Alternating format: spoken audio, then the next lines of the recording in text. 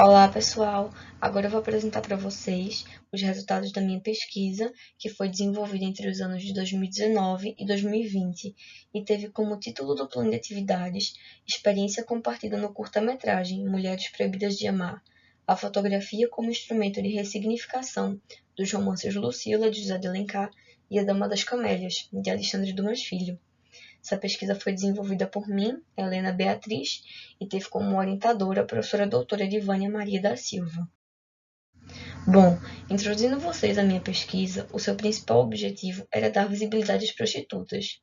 E nesse processo de literatura e descoberta sobre a temática, eu pude perceber que autores mundialmente conhecidos como Alexandre Dumas Filho e José de Alencar já tratavam dessa temática desde o século XIX. O corpus dessa pesquisa e o porquê dessas escolhas partiu da ligação intrínseca com o primeiro objetivo, ou seja, a visibilidade das prostitutas. Era com o ideal de dar luz sobre essa discussão das mulheres e fazer com que elas fossem protagonistas de suas próprias histórias, e não somente vistas socialmente como mulheres que são amantes pagas.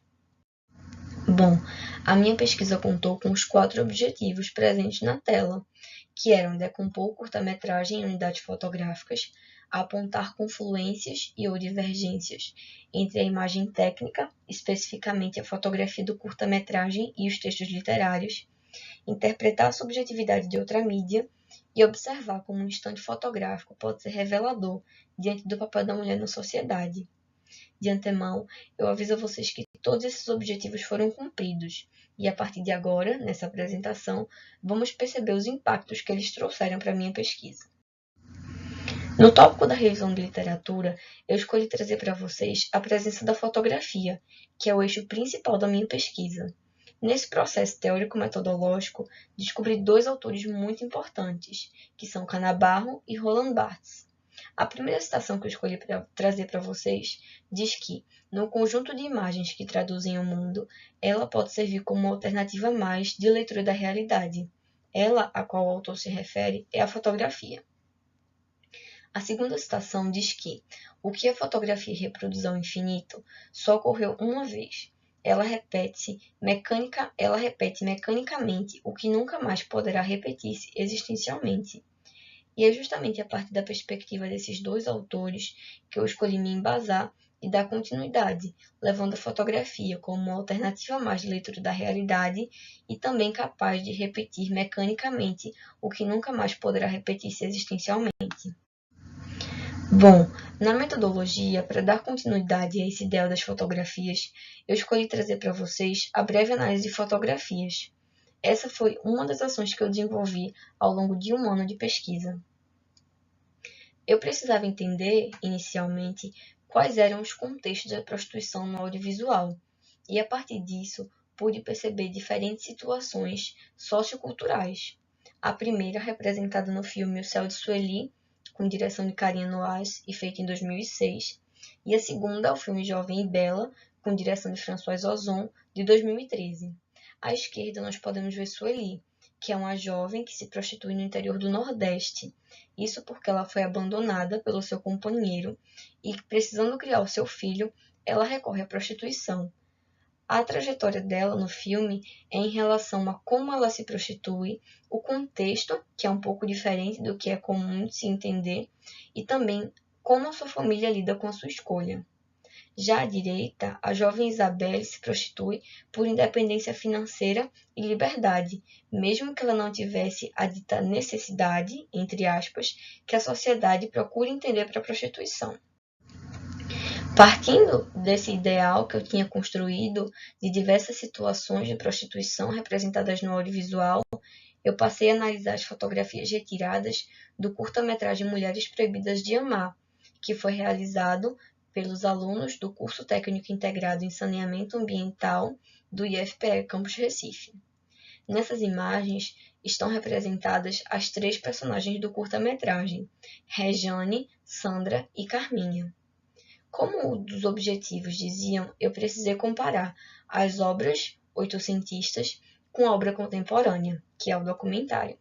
A primeira comparação que eu gostaria de elucidar é a questão do romance urbano.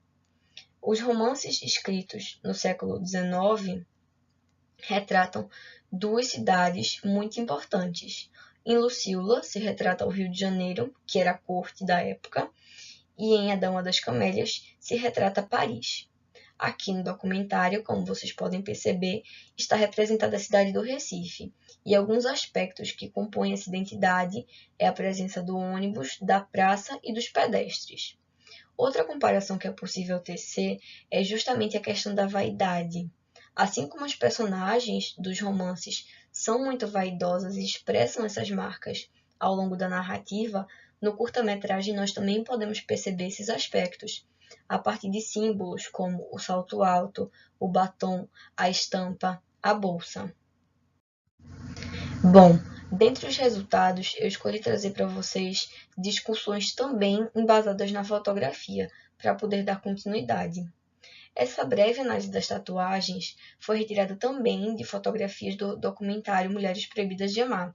Eu me amparei em Cardoso, de 2016, o qual alega que toda tatuagem tem um significado. E é partindo justamente disso que eu busquei analisar as tatuagens da personagem Rejane. No seu antebraço, Rejane tem o símbolo da banda inglesa The Rolling Stones, que foi feito pelo designer John Pash no ano de 1980. Além de representar a banda, como óbvio, o objetivo desse símbolo era mostrar algo sexy e contestador. Já em seu braço, Rejane tem a tatuagem do personagem da Disney Zé Carioca. Dentre outras questões da sua personalidade, ele é conhecido justamente por dar um jeitinho em todas as coisas e resolver os problemas. Em grau maior ou menor, é possível que Rejane se veja sexy, contestadora e que é capaz de resolver todos os seus problemas. Vamos aqui às conclusões, e tem 3 pontos muito especiais para minha pesquisa, que foram a busca pela visibilidade das profissionais do sexo, a revelação dos aspectos estéticos dos alunos autores e a ressignificação de clássicos da literatura mundial. Como eu falei logo no início, a busca pela visibilidade das profissionais do sexo era algo muito importante e prioritário para esse trabalho. A revelação dos aspectos estéticos dos alunos autores foi percebido a partir de análises, a partir de suas escolhas, em fotografias, na posição da câmera, em colorido ou preto e branco, na questão das imagens, e a ressignificação de clássicos da literatura mundial foi a capacidade de comparar obras oitocentistas com uma obra contemporânea. Esses aqui são alguns autores e obras que foram muito importantes para a minha pesquisa. É evidente que ao longo do processo eu contei com a presença e com o embasamento de vários outros profissionais, escritores, autores e teóricos, mas esses foram os mais importantes, que trouxeram maiores contribuições. Bom, pessoal, essa foi a apresentação dos resultados finais da minha pesquisa. Muito obrigada pela atenção.